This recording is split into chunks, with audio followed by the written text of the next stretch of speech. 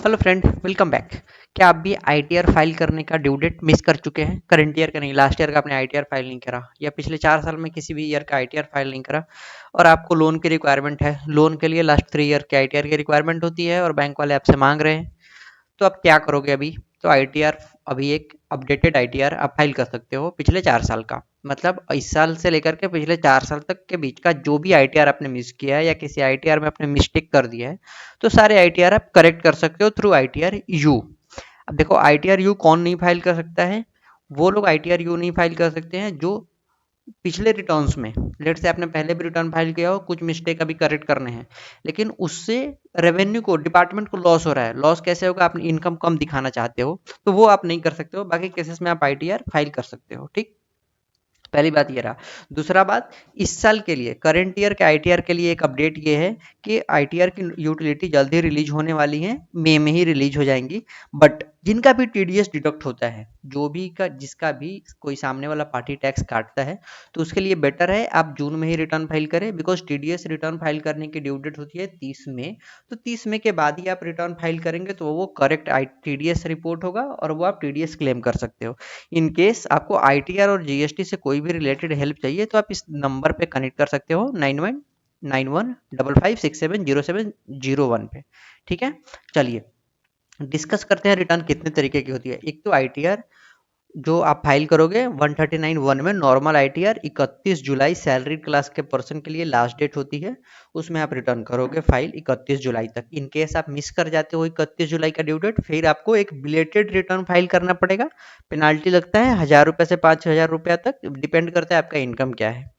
देखो, उसके बाद अगर आप बिलेटेड रिटर्न में कुछ मिस्टेक है या ओरिजिनल रिटर्न में मिस्टेक है, तो आप रिवाइज रिटर्न फाइल कर सकते हो 139(5) का, इसमें, इस कंडीशंस में।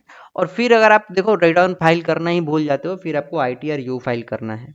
अब देखो, बहुत लोगों को लगता है कि पिछले साल तक 7 लाख तक इनकम एग्जाम्प्ट थी, इस साल 12 लाख तक इनकम एग्जाम्प्ट है, तो अगर कोई 7 लाख और 12 लाख रुपए कमा रहा है तो फिर आईटीआर फाइल करने की रिक्वायरमेंट नहीं है। तो ऐसा नहीं है।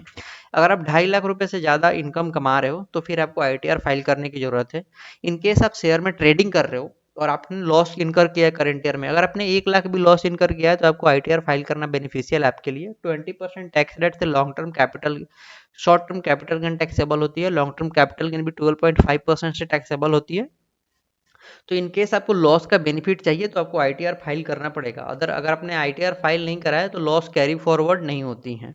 ठीक है, चलिए अभी देखो, अगर आप लोन के लिए जाओगे कहीं भी लोन के लिए जाओ, तो गवर्नमेंट को कैसे पता लगेगा कि आपने, आपकी इनकम इतनी है? तो इसलिए बैंक या गवर्नमेंट आपके लोन्स के लिए कहाँ जा आपके आईटीआर पर रिलाई करती है। इसलिए आप हमेशा आईटीआर फाइल करें, और वो भी विद इन ड्यू डेट ही फाइल करें। अब देखो आईटीआर क्या है और ये मैटर क्यों करता है आईटीआर यू। आईटीआर, अब जैसे हमने बताया कि आपने रिटर्न फाइल करना भूल गए हो, कोई इनकम को ऐड करना भूल गए हो, या कोई गलत डिटेल्स आईटीआर में दे दिया है, तो आप उस आईटीआर को आईटीआर यू के थ्रू करेक्ट कर सकते हो पिछले 4 साल के आईटीआर को। ये वन वे करेक्शन टूल है। अब देखो, हु कैन नॉट फाइल में हु कैन फाइल भी कवर हो जाएगा।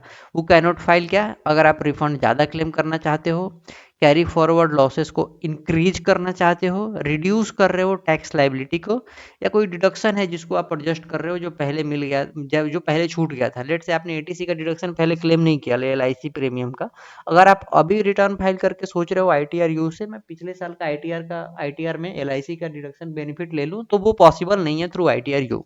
उसके लिए आपको उसी ईयर में फाइल करना था, अब वो पॉसिबल भी नहीं है।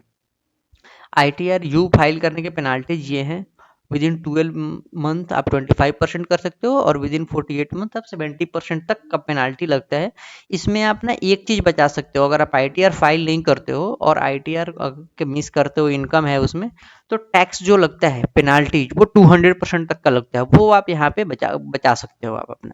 ठीक है, तो अब देखो ये तो रहा मैटर क्यों करता है। अपॉर्चुनिटी है कि आप कंप्लायंस करो, वॉलंटरी अकाउंटेबिलिटी फिक्स हो जाएगी, ट्रांसपेरेंसी है। अब देखो आईटीआर फाइल कैसे करते हैं वो मैं दिखाता हूँ आपको। आईटीआर पे आप आओगे, सिंपली होम पेज पे डाउनलोड्स में जाओगे, डाउनलोड्स में आपको यूटिलिटी मिल जाएगी, इनकम टैक्स रिटर्न, जिस भी ईयर का आपको आईटीआर रिवाइज करना है उस आईटीआर में जाओगे, और वो आईटीआर यूटिलिटी आप डाउनलोड कर लोगे। यूटिलिटी डाउनलोड करने के बाद में एक रिटर्न फाइलिंग अंडर सेक्शन का ऑप्शन आता है, वहाँ से आप डाउनलोड कर लेना। और वो डाउनलोड कैसे होगा? डाउनलोड होने के बाद में वो जो ड्रॉप डाउन आएगा 139.8 में आप अपडेट कर सकते हो। इन केस आपको रिटर्न अपडेट करना है तो प्लीज़ हमसे आप कनेक्ट करें। Thanks for watching the video. Thank you. Bye bye.